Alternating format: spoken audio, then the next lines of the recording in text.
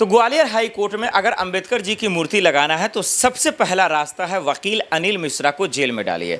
वकील अनिल मिश्रा को अगर जब जेल में आप डालते हैं, जब उनको गिरफ्तार कर लेंगे, तो जो अंबेडकर जी के मूर्ति का विरोध करने वाला है और इसके समर्थन में जो खड़ा होने वाला है, वो पूरी तरीके से कहीं ना कहीं उनका कमर टूट जाएगा। और ये काम कौन करेगा? ये मध्य प्रदेश के मुख्यमंत्री या फिर उनके आदेश पर चलने वाले वहाँ के प्रशासन, ये चलाने वाले, क्योंकि उन्हीं की जिम्मेदारी है। ये जब तक वो आदेश नहीं देंगे तब तक ये मामला और भी बेपेचीदा होता चला जाएगा और सियासत करने वालों के बीच में पिस कर रह जाएगा। इसलिए सीएम मोहन यादव को ये आदेश देना चाहिए और उसके प्रशासन को कि फ़ौरन इस वकील को गिरफ्तार करें, सलाखों के पीछे डालें। और इनको गिरफ्तार कर लेने के बाद क्या होगा, इनको अरेस्ट कर लेने के बाद क्या होगा? इनसे सबसे पहला सवाल यही होगा कि विरोध करने के पीछे आपकी मंशा क्या थी? क्या आप खुद कर रहे थे या कोई और आपसे करवा रहा था? क्योंकि वकील अनिल मिश्रा के बयानों को मैं देख रहा हूँ, जिस तरीके से वो कह रहे हैं कि भाई ये धर्मशाला नहीं है, यहाँ अम्बेडकर जी की मूर्ति नहीं लगेगी, तो मुझे यहाँ तक समझ में आ रहा है कि ये कहीं ना कहीं एक वकील का दरअसल जो है एडवोकेट का भाषा नहीं है, ये उनका अल्फाज नहीं है, ये उनके लहजे नहीं है। क्योंकि वकीलों को तो भाई संविधान के जानकार होते हैं, वो तो कानून के जानकार होते हैं, वो तो कानून के बदौलत ही किसी को बोलते हैं। तो वो इसका विरोध कैसे कर सकते हैं? ये थोड़ा सा अनपच वाली बात है, ये नहीं पचने वाली बात है। तो ये बहुत बड़ा सवाल है, ये मूल सवाल है जो पूछे जाने चाहिए। और अगर अनिल मिश्रा ही इसका विरोध कर रहे हैं, वो अपने आप को भगवान और तोप समझ रहे हैं, वो अंबेडकर जी से बड़े समझ रहे हैं, अगर वो संविधान और लोकतंत्र से बड़े समझ रहे हैं, फिर उनका इलाज ज़रूरी है। फिर प्रशासन उनसे पूछे कि आखिर आप क्या चाहते हैं कि वहाँ पर किसकी मूर्ति लगे, या क्या संविधान को ठुकरा दिया जाए? क्या उनको नहीं पूजा जाए? क्या अंबेडकर जी को नहीं पूजा जाए? तो ये सवाल जब उनसे होगा तब उनका दिमाग जो है दरअसल ठिकाने पे आएगा और उनको जो है होश में लाने की ज़रूरत है। वहीं जो इनके समर्थन में लोग हैं वो हिंसा का रूप ना लें, भीड़ तंत्र में ना बदलें। जो तरीका है, जो कानूनी प्रक्रिया है, जो लोकतंत्र ने हमें प्रक्रिया दी है, उस प्रक्रिया के तहत आप समर्थन करें, अंबेडकर जी को माने, इसमें कोई शक नहीं है, कोई बुराई नहीं है। आप उनके लिए आवाज़ उठाएं, चाहे सोशल मीडिया पे भी तो ढंग की बात करें, ऐसी बातें ना करें जो कोई आहत हो जाए, जो किसी में नफरत फैले। ये जिम्मेदारी भी अंबेडकरवादियों की है, दलितों की है, SC ST के तमाम लोगों की है। और इन सब के बीच में जो सबसे ज़्यादा चुनौती बढ़ती है, जो सबसे ज़्यादा जो जिम्मेदारी बढ़ जाती है, रिस्पॉन्सिबिलिटी बढ़ जाती है, वो मध्य प्रदेश के मुख्यमंत्री और उनके प्रशासन की है। क्योंकि इस मसले पर पहले हम सब ने देखा, दो वकीलों का गुट लड़ाई करने लगा, फिर ये लड़ाई जातिवाद में आ गया, फिर ये जातिवाद की लड़ाई दरअसल जो है अब सियासत में बदल गई। और सियासत में कोई भी मामला आने के बाद हमारा आप जानते हैं कि सिर्फ तमाशा होता है, तांडव होता है, कोहराम और तहलका मचता है, और इन घमासानों में दरअसल लोगों का इंसाफ मर जाता है, लोगों के इंसाफ को कुचल दिया जाता है। इसमें संविधानों को किस तरीके से रगड़ा जाता है और लोकतंत्र की किस तरीके से हत्या की जाती है, इसके लिए लाखों सबूत और घटनाएं हुई हैं जो आपके सामने हैं। जब देश की बेटियां देश की राजधानी जंतर मंतर पर चीख और चिल्ला रही थी, तब देश का हुक्मरान दरअसल उसी के बगल में राजनीति कर जो है सियासत कर रहा था। जब देश की बेटियां उसी दिल्ली के जंतर मंतर पर जब बेबस हो रही थी, तब दिल्ली पुलिस नतमस्तक था एक बृजभूषण शरण सिंह जिस पर बलात्कार के आरोप लगे। तो बहुत सारी तस्वीरें हैं जहाँ पे लोकतंत्र शर्मसार हुआ है, उसकी हत्या करने की कोशिश हुई, संविधान बदलने की कोशिश हुई। लेकिन ये जो खेल चल रहा है अंबेडकर जी का विरोध करने का, उनकी मूर्ति तोड़ने का, मूर्ति न लगने देने का, इन मनुवादियों से मैं कह देना चाहता हूँ, संघियों से कह देना चाहता हूँ कि ये मंसूबा आपका कायम नहीं होगा। सुप्रीम कोर्ट है, राष्ट्रपति जी हैं, प्रधानमंत्री जी हैं, संसद है, इन सब के कभी ना कभी आँख खुलेंगे और ये आदेश जरूर आएगा। अंबेडकरवादियों की जीत होगी और ग्वालियर हाईकोर्ट में कहीं ना कहीं स्टैचू लगेगा, अंबेडकर जी की मूर्ति लगेगी। किसी का दम नहीं कि इसको रोक दे, लेकिन जो सबसे फर्स्ट प्रायोरिटी, जो जिम्मेदारी है, वो मध्य प्रदेश की प्रशासन और मुख्यमंत्री की है। जो लोग रोक रहे हैं उनको जेल में डालें और ग्वालियर हाईकोर्ट में अंबेडकर जी की मूर्ति लगाने दें। मध्य प्रदेश के मुख्यमंत्री सीएम मोहन यादव से एक सवाल है और एक चुनौती भी है, और ख़ास करके MP पुलिस से, कि क्या आपके राज्य में, आपके इलाके में जो चाहे कुछ भी कर सकता है? क्या गुंडागिरी करना खुलेआम है या आम बात है? ये सवाल इसलिए कि कैमरे पे आकर कोई चुनौती दे रहा है, कैमरे पे आकर जजों के फैसले को नकार रहा है, कैमरे पे आकर साफ शब्दों में कह रहा है कि अंबेडकर जी की मूर्ति हम नहीं लगने देंगे, जो करना है कर लो। क्या ये माना जाए कि वहाँ का प्रशासन ठप है? क्या ये माना जाए कि MP पुलिस पूरी तरीके से जो है नतमस्तक है? या फिर ये भी माना जाए कि वहाँ का सिस्टम मर चुका है? आखिर क्यों ये मैं बोल क्यों रहा हूँ या ये सवाल क्यों कर रहा हूँ? जरा सा सोचिए कि आज अंबेडकरवादियों के मुंह पर किस तरीके से उनको शर्मिंदगी महसूस हो रही है। जो अंबेडकर जी को मानते हैं, जो संविधान को मानते हैं, जो लोकतंत्र में आस्था रखते हैं, जो इसकी उसकी इज्जत और कद्र करते हैं, उन लोगों के लिए कितना ये दुखद खबर है कि जज महोदय ने फैसला सुनाया है, आदेश आ गए हैं, पीडब्ल्यूडी स्टैचू बनाने के लिए तैयार था और उसके बावजूद जब ग्वालियर हाई कोर्ट में मूर्ति नहीं लगता है तो ये जिम्मेदारी किसकी है, ये जवाबदेही किसकी है और इसको पूर्ति कौन करेगा। लगभग दर्शकों में 20 से 30 वीडियो बना चुका हूँ सिर्फ इस बात को लेकर कि गलती किसकी थी, मामला क्या था, ग्वालियर हाईकोर्ट में मूर्ति क्यों नहीं लगी, इसके विरोध करने वाले लोग कौन हैं और गुंडे आखिर क्यों आए दिन मवाली लोग बढ़ते जा रहे हैं, उनका बढ़ावा बढ़ रहा है, प्रशासन सोर्स सब उन्हीं का साथ क्यों दे रहा है, उनकी क्या ऐसी मजबूरी है। सीएम मोहन यादव से मैं बार बार सवाल क्यों कर रहा हूं, सवाल इसलिए कि आपका वो इलाका है, वहाँ के लोगों ने आपको चुना है और आपने संविधान की कसम खाई है। संविधान की कसम खाने का मतलब अंबेडकर जी को आप नकार नहीं सकते हैं, उसको दरकिनार नहीं कर सकते हैं। जी, जो लोग उनको पूछते हैं, जो लोग उनको मानते हैं, उनके मुंह पर आप तमाचा मार रहे हैं क्योंकि उनकी रखवाली करना, उनकी हिफाजत करना वो आपकी जिम्मेदारी है। लेकिन आप क्या कर रहे हैं, आप सियासत कर रहे हैं, आप राजनीति कर रहे हैं और आप सिर्फ और सिर्फ बैठकर आप और आपकी पुलिस तमाशा देख रही है। क्योंकि मेरा सवाल सीधा सा ये है कि कोई मूर्ति का विरोध कर रहा है, अंबेडकर जी की मूर्ति का विरोध करना नहीं लगने देना चाह रहा है तो आपका सबसे फर्स्ट प्रायोरिटी यही है कि दरअसल उस पर कार्रवाई करें, दरअसल उस पर जो है एक्शन लें, उन पर एफआईआर दर्ज करें, उनको नोटिस भेज दें, उनको जेल में डालें। लेकिन देखिए आए दिन सीना तान कर ये वकील अनिल मिश्रा और तमाम इनके समर्थक जो अंबेडकर जी का विरोध कर रहे हैं, ये तो डंके की चोट पे कर रहे हैं, ये धर्मशाला नहीं है, हम लगाने ही नहीं देंगे, जिसमें दम है आओ सामना कर लो। वो उसको चुनौती दे रहा है, यानी जो अंबेडकर जी को मानने वाले हैं वो उसको चुनौती दे रहा है और जो अंबेडकर जी का विरोध करने वाले हैं वो अंबेडकर जी के समर्थक को चुनौती दे रहा है।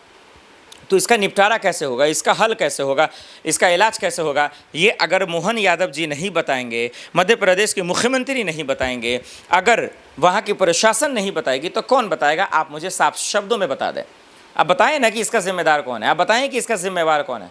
और आपको बताना पड़ेगा और इसलिए बताना पड़ेगा क्योंकि आपकी जिम्मेदारी है वहाँ पर अंबेडकर जी की मूर्ति लगना। और अंबेडकर जी की मूर्ति न लगने का मतलब क्या है, क्या ये एमपी पुलिस बताएंगे, क्या ये मोहन यादव जी बताएंगे, कौन बताएगा, क्या ये बेशर्म अनिल मिश्रा जो वकील है एडवोकेट साहब ये बताएंगे, क्या वहाँ का बार एसोसिएशन बताएगा। मैं बताऊंगा दर्शकों कि दरअसल ये गुंडे, ये मवाली कौन है जो अंबेडकर जी का विरोध कर रहे हैं। और मैं तब तक बताता रहूँगा और तब तक मैं बोलता रहूँगा इस मसले पर, इस मुद्दे पर, इस टॉपिक पर, जब तक अंबेडकर जी की मूर्ति ग्वालियर हाईकोर्ट में ना लग जाए, जब तक अंबेडकरवादियों की जीत ना हो जाए। क्योंकि ये अंबेडकर मूर्ति का मामला नहीं है, ये मामला संविधान का है, ये लोकतंत्र का है और दलितों के अधिकार का है, एससी एसटी के अधिकार का, अनुसूचित जाति के अधिकार का।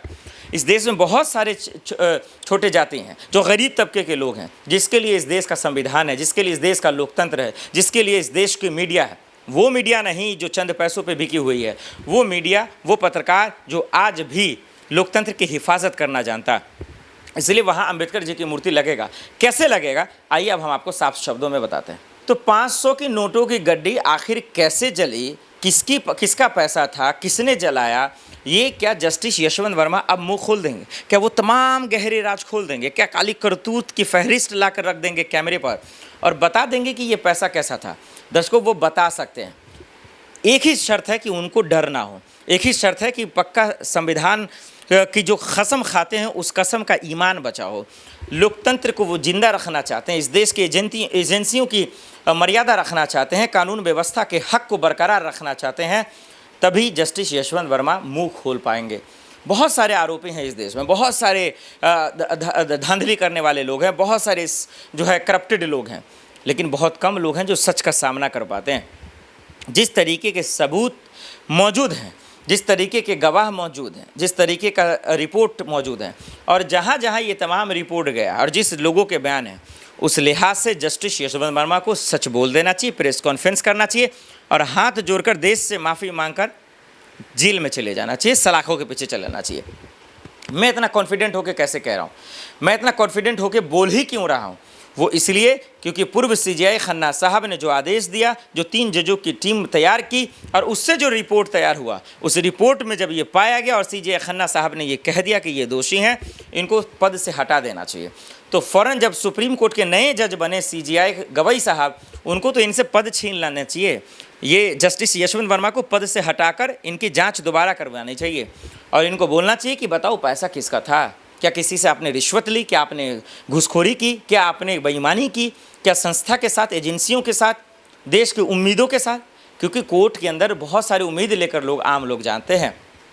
और अगर ये पता चल ही नहीं पाएगा, इसका मतलब कि देश के सपनों को जला दिया गया। वो सिर्फ नोटों की गड्डी नहीं जली, वो सुप्रीम कोर्ट के जो लोगों के बीच में सुप्रीम कोर्ट का जो विश्वास बना होता, उस विश्वास को जलाया गया, एजेंसियों की साख को जलाया गया। अगर ये चीज़ पता नहीं चल पाता है कि जस्टिस वर्मा के बंगले पर जो 500 की नोटों की गड्डी जली वो किसका था, तो ये बहुत बड़ा सवाल है जो हमारा आप इस वक्त देख रहे हैं और ये समझने और परखने की ज़रूरत है कि ये चल क्या रहा है। इसलिए दर्शकों, मैं आपको ये बताना चाहता हूँ कि हम और आप जानते हैं कि किस तरीके से जस्टिस यशवंत वर्मा को बचाने की कोशिशें की जा रही हैं।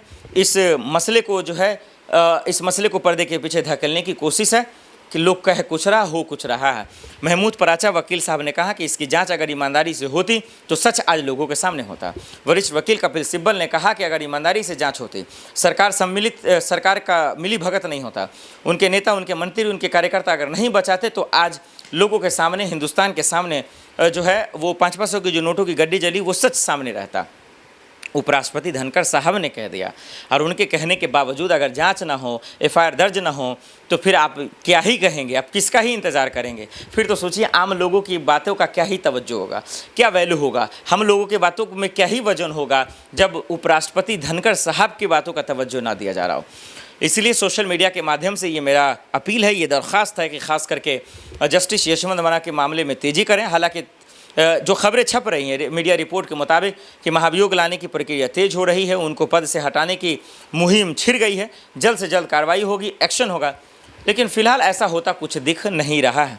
तो मेरा यही कहना है कि कम से कम इन लोगों का इलाज हो, इन वकीलों का, खास इन जजों का इलाज हो। अगर ये दोषी हैं, अगर ये कसूरवार हैं, अगर ये आरोपी हैं, इन पर सख्त से सख्त कार्रवाई हो। जज को पद से हटाने के लिए, कुर्सी से हटाने के लिए जो भी प्रक्रिया होती है, जैसे कि महाभियोग है, तो तुरंत लाएं, इसको सिर्फ ढंढोरा ना पिटाएं, मीडिया में हवा ना बनाएं, नहीं तो इनके मसले को मिट्टी में डालना, इनके मसले को छुपाना, इनके मसले को बचाना देश के साथ ही नहीं, देश के न्याय प्रक्रिया के साथ बेईमानी होगी। इसलिए जस्टिस यशवंत वर्मा को खुद एक देश का नागरिक होने के नाते नैतिकता के आधार पर उनको अपने बयान दे देने चाहिए, सच कबूल कर लेना चाहिए कि वो नोटों की गड्डी जो जली किसका था आखिर। इलाहाबाद हाई कोर्ट के जज जस्टिस यशवंत वर्मा पर जो एलिगेशन लगे, जो आरोप लगे, वो ना तो देश के हिसाब से और न ही न्यायपालिका के हिसाब से और न ही इस हिंदुस्तान की कानून व्यवस्था के हिसाब से ठीक है। ऐसे जजों की जगह सलाखों के पीछे है, ऐसे जजों की जगह सिर्फ और सिर्फ जेल है, न कि जज पद पर बैठे रहना है। दर्शकों, मैं बात कर रहा हूं फॉरएवर न्यूज़ के माध्यम से जस्टिस यशवंत वर्मा के बारे में, जो दिल्ली हाई कोर्ट के जज थे, जो अब इलाहाबाद हाई कोर्ट में ट्रांसफ़र हो गए हैं। उन पर कितने आरोप हैं, उनके बंगले में जो 500 की नोटों की गड्डी जली, इसका सच अब तक लोगों के सामने ना आना, ये इस बात की गवाही देता है कि हिंदुस्तान का कानून व्यवस्था और उसको चलाने वाले लोग सिर्फ और सिर्फ बिक ही नहीं गए हैं, मर गए हैं। क्योंकि इस देश में इतना बड़ा स्कैम हो रहा है, घोटाला हो रहा है, धांधली हो रहा है। उनके नोटों की गड्डी, 500 की नोटों की गड्डी उनके बंगले पर करोड़ों रुपए की जलती है, लेकिन अब तक कोई अता पता नहीं है कि ये पैसा किसका है। और सबसे शर्म की बात तो तब है जब पूर्व CGI खन्ना साहब ने इस बात की गवाही दे दी और बोल दिया कि 3 जजों की टीम जो तैयार की गई है, उसके रिपोर्ट में ये पाया गया कि जस्टिस यशवंत वर्मा दोषी हैं, उनको बर्खास्त किया जाना चाहिए, पद से हटा देना चाहिए, लेकिन इसके बावजूद उसको ना हटाना, इससे बड़ा शर्म की बात कुछ हो ही नहीं सकता। अब सोचिए, जब सिस्टम से सवाल ना पूछे, सरकार से सवाल ना पूछे, गृह मंत्री से सवाल ना पूछे, तो क्या इस देश के बाबाओं से सवाल पूछें, क्या मुल्ला से सवाल पूछें कि जस्टिस यशवंत वर्मा का इलाज क्या हो सकता है, उनका जांच कौन करेगा? क्या दिल्ली पुलिस से सवाल नहीं पूछे तो किससे पूछा जाए? दर्शकों, आइए इस वीडियो में आपको बताते हैं कि इनको बचाने वाला गुंडा कौन है, जस्टिस यशवंत वर्मा को बचा कौन रहा है, और ये सिर्फ और सिर्फ महाभियोग लाने का जो झुंझुन्ना है वो कौन दिखा रहा है। इस पर विपक्ष जो सवाल उठा रहा है उनका उतना तवज्जो नहीं दिया जा रहा। क्यों नहीं दिया जा रहा है? इनको लेकर प्रोटेस्ट हुआ, प्रदर्शन हुआ, देश की राजधानी में हर जगह पे जो है प्रदर्शन हुआ, लेकिन कोई माई बाप नहीं है। चाहे सुप्रीम कोर्ट के वकील महमूद पराचा हों, या फिर वरिष्ठ वकील कपिल सिब्बल साहब हों, या फिर देश के राष्ट्रपति उपराष्ट्रपति धनकर साहब हों, सब लोगों ने खुल्लम खुल्ला कहा कि ऐसे जजों की जगह सिर्फ और सिर्फ जेल है, ऐसे जजों की जगह सिर्फ और सिर्फ जो है सलाखों के पीछे है। लेकिन वो अब तक न होना, ये कहीं ना कहीं अपने आप में चुभ रहा है। और चुभता तो और तब है जब इस देश में कानून है, इस देश में सिस्टम है, एजेंसियां हैं, इसके बावजूद अब तक ये पता ही नहीं चला ये पैसा किसका था। और इससे भी बड़ा अफसोस की बात तब है, एक अजीब सी बेबसी तब लगती है जब इस देश में एजेंसियां हैं, इस देश में गवाह भी हैं, यानी उस मामले के भी गवाह तो है ही है इस देश में। यानी कि जो 500 की नोटों की गड्डी जली, वहाँ के चश्मदीद गवाह भी बोल रहे हैं। गवाह सिर्फ एक और दो नहीं है, 60 से 80 के आसपास गवाह हैं। सीसीटीवी फुटेज हैं, वीडियो रिकॉर्डिंग है, कॉल रिकॉर्डिंग है, तमाम मोबाइल खंगालने के बाद भी सबूत मिल गया, फॉरेंसिक रिपोर्ट है। लेकिन इसके बावजूद भी है जस्टिस वर्मा का बाल बाका नहीं हो पा रहा। वो महोदय पूरी सीना तान कर 56 इंच के सीना को बना लिए हैं और कह रहे हैं कि ये रिपोर्ट ही गलत है, कह रहे हैं कि हमारा ये पैसा ही नहीं है, हमने कोई स्कैम ही नहीं किया है। तो जस्टिस वर्मा का ये बताता है कि इस देश का सिस्टम क्या कमज़ोर तो नहीं है। भाई, आप जब यही पता नहीं लगा पा रहे हैं कि जो नोटों की गड्डी जली वो किसका है, तो आप क्या पता लगाएंगे? चलिए मान लेते हैं कोई सबूत नहीं होता, कुछ नहीं होता, वो तो पाया गया। 3 जजों की टीम ने जब रिपोर्ट तैयार किया वो भी पाया गया, चश्मदीद गवाह हैं। और आपको दर्शकों बता दूं कि जब ये नोटों की गड्डी जली, जब दमकल के अधिकारी का पहला बयान आया, वहीं पे दिल्ली कमिश्नर साहब भी थे, उन्होंने भी अमित शाह जी को इन्फॉर्म किया। जब अमित शाह जी को सबसे पहली जानकारी गई इस घटने की, इसके बावजूद इस मसले पर मट्टी डालना, इस मसले को पर्दे के पीछे धकेलना, ये बताता है कि सरकार की मिली भगत से क्या घटना को अंजाम तो नहीं दिया गया, क्या सरकार की मिली भगत तो नहीं थी, क्या सरकार के किसी नेता, किसी मंत्री, किसी कार्यकर्ता का पैसा तो नहीं था। ये कौन बोलेगा किसका पैसा था? ये जस्टिस यशवंत वर्मा बोलेंगे। और कैसे बोलेंगे आइए आपको